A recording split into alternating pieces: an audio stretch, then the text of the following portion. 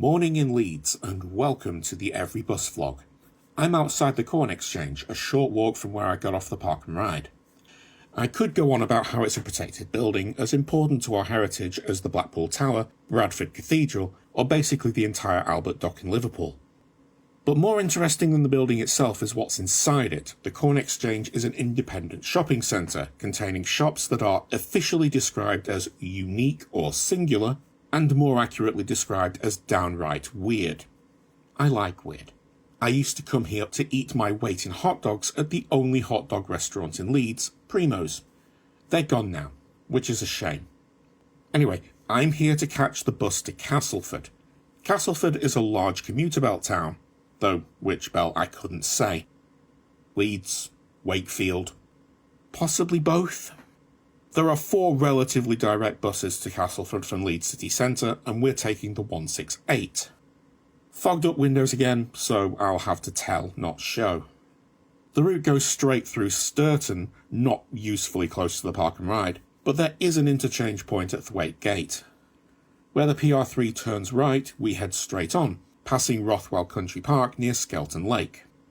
At this point I want to call back to the PR2, the Temple Newsham Park and Ride, which I rode a few months ago.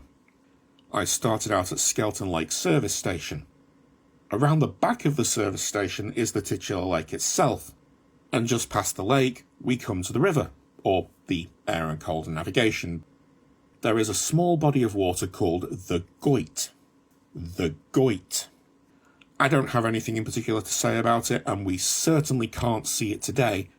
I just wanted to say the word Goyt a few times. Goyt. The next place on our route is Alton. We've been through here before on the number 9. We carry on sharing our route with the 9 through Woodlesford and into Swillington, after which we turn right and head away from civilization. There's almost 5 minutes until our next stop. At this point, I was hoping to cut in some sweeping countryside. Unfortunately, it is what it is. After a few minutes, we do find ourselves back in civilization. Well, not really, it's Allerton Bywater. I don't know why I said that. I know nothing about the place, but I've said it now. Maybe I'll edit it out, maybe I won't. I don't know. Future Cal here, in the middle of the edit, and it turns out Allerton Bywater really is a hub of civilization. At least it was, surprisingly recently. It was a coal mining town for at least 600 years, the last mine closing down relatively recently in 1992. According to the most reliable source of information we have these days, Wikipedia, there's still millions of tons of coal down there, so it could once again be a hub of civilization at some point in the future. From Allerton Bywater we go across the water, and a short drive later we're in Castleford town centre, pulling into the bus station where the 168 terminates. Well, I should say this used to be Castleford town centre. Amongst other things, it features a Wilco, which is closed, a pound stretcher, which is closed, and a pub, which was open and doing roaring trade. The actual town centre is about 5 minutes walk away, over here. Looks like there's some kind of market being set up as well. Unlike most towns of its size, Castleford seems to have kept its bank branches. But rather than looking at yet another commuter belt town, I saw something while I was being driven into Castleford that I want to double back and look at. This is the Millennium Bridge. Well, a Millennium Bridge. Unlike the wibbly-wobbly one they have down in London, this one was done properly. Also about a decade late, which makes the name a bit of a stretch. It's a vaguely S-shaped bridge. My camera doesn't really do it justice. Even these horizontal barriers feel less like safety barricades, which is what they are, and more like fences to just lean on. There are also these raised platforms so you can sit, or stand, and look out over the river. Castleford tries to claim the River Aire as its own, as this plaque proudly proclaims. That's also a bit of a stretch. I'd say Castleford belongs to the river, not the other way around. I'm pretty sure this is the River Aire at this point. It certainly isn't a canal, and it definitely isn't navigable. Well, maybe navigable in one direction. Once. We're well outside of Leeds at this point, but rather than head back, there's something slightly further out that I wanted to go and see. Junction 32 Outlet Village. Conveniently, the 141 goes there from a bus stop just by the south end of the bridge. It's quite a short hop, only about 10 minutes, even if you include a small diversion to serve a college. It's less than an hour in total from Leeds. It's the only outlet shopping centre I'm aware of around here where name brands sell inferior or end-of-line products for slightly lower prices. Rather cleverly, it's laid out roughly in a square, so you could keep walking forever if you really wanted to. It has some shops that bear the names of brands that don't typically run their own stores. For example, I've never seen a Tefal shop before. Tefal? Tefal? I don't know. And I also don't know the full story behind that. I assume they've licensed the name. There's also Xscape, which is a shopping mall trying to be a leisure destination, and by all accounts, succeeding. Apparently they have a ski slope here. Not my thing, but if it's yours, come on down, I guess.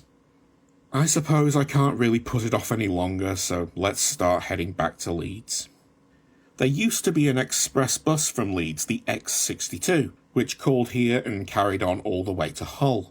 But as of 2024, the bus back to Leeds is the 140 or 141, which is essentially a more direct version of the 168 that carries on to Pontefract. I'm going to hop on the 140, and we finally get to enjoy the views. And the views are incredible. Where the 168 followed the number 9's route up through Alton, Woodlesford and Swillington, then rounded the wildlife preserve to Allerton Bywater, the 140 and 141 don't do any of that, they take a more direct route.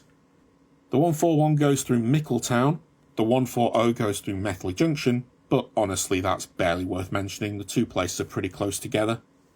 So the routes are back together within 5 minutes or so. Then they skirt the edge of Methley proper and the RSPB Wildlife Preserve. It's the reason there was 5 minutes between stops earlier. I'll level with you. Some days I wonder what possessed me to take up this weird hobby. Last fortnight when it was pouring with rain, for instance, I began to wonder what I was doing with my life. Then I find myself on a bus like this one, and suddenly it feels like I've kind of looked out hobby-wise. It's almost a pity when we reach Rothwell, because we turn for the relatively brief journey into central Leeds. We pass Alton Hall, we pass Woodlesford, and we're back onto the main route shared with the 168. From there isn't anything else to say. We've already done this bit after all. We do get a better view of it, though. Well, we get a better view of the roadworks, I suppose. Then we carry on to Sturton, which is where I got off, taking advantage of the interchange point for the PR3 back to my car. And with that, we've reached our final stop for the day. Thanks for watching. Remember to like and subscribe. Visit the Patreon where you can see these videos free and ad-free. Pay £5 a month to get them early. And whatever else, don't forget to thank your driver. Oh, you may remember that at the start of this video I said there were 4 main routes between Leeds and Castleford, and I've only rode on 3 of them. I only realised I'd totally forgotten about the 163 when I sat down to write this outro. Not a huge problem, there's also the 22 I still have to do, which goes from Seacroft to Castleford. So I can go out on the 163 and back on the 22. How I'm going to get from Seacroft back to the park and ride, I don't know. That's a problem for future Cal.